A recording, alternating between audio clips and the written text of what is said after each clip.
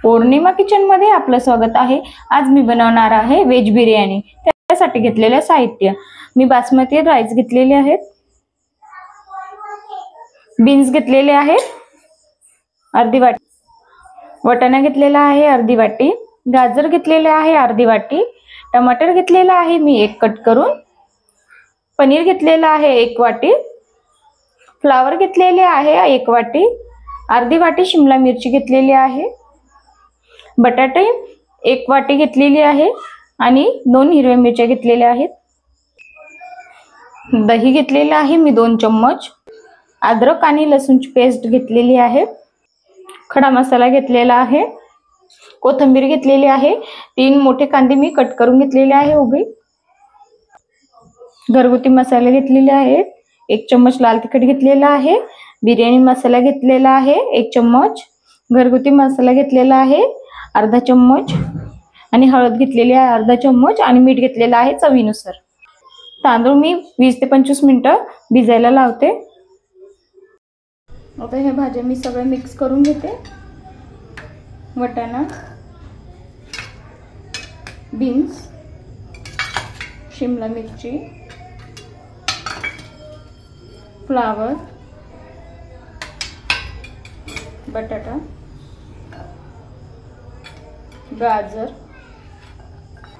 पनीर,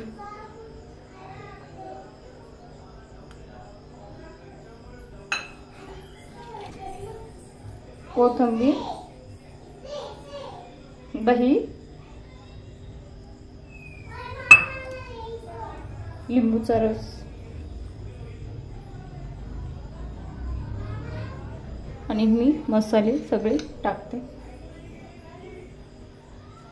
आता मी चांगलं मिक्स करून घेते।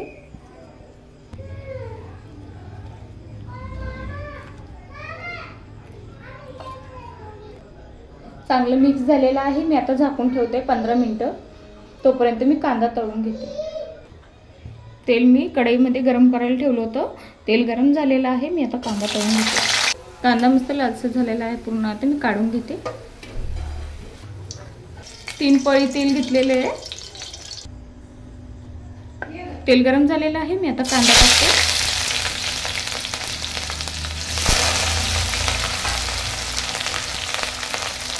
अद्रक आणि लसूण पेस्ट,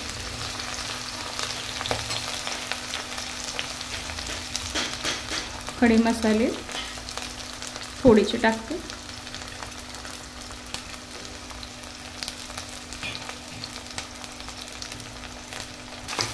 आता मी चांगलं मिक्स करून घेते। टमाटर,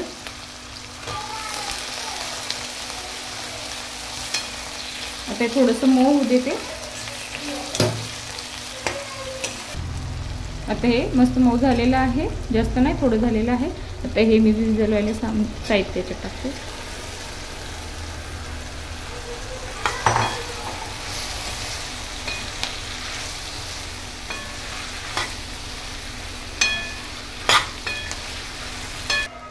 आता मी 10 मिनिटं झाकून ठेवते। पाणी मी उकळायला ठेवलेलं आहे। आता मी याच्यामध्ये खडा मसाला, तेजपत्ता ते टाकते, मीठ टाकते अर्धा चम्मच तूप,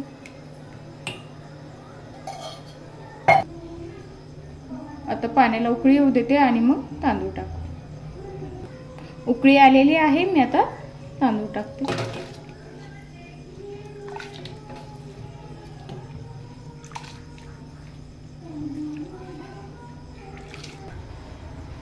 7 मिनिटं मी उकळू देते पाण्यामध्ये।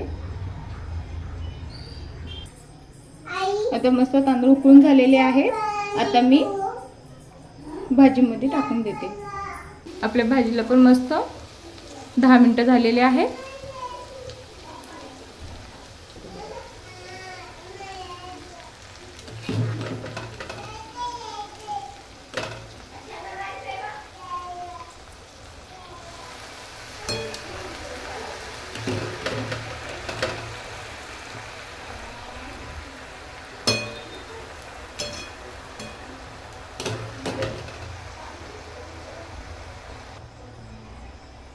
सगळं तांदूळ टाकून झालेले आहे.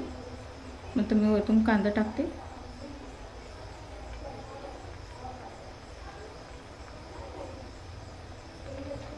कोथिंबीर,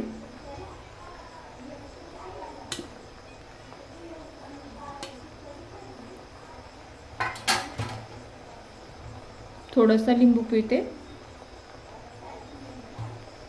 आणि 1 चम्मच तूप टाकते.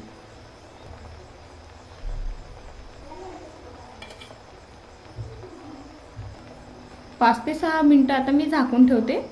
आपली व्हेज बिर्याणी झालेली आहे.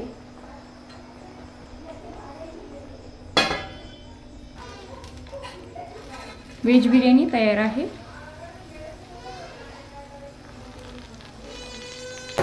आता मी प्लेटमध्ये घेते.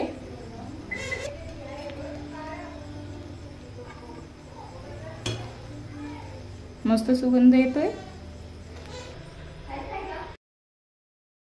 आजची रेसिपी कशी वाटली कमेंटमध्ये नक्की सांगा.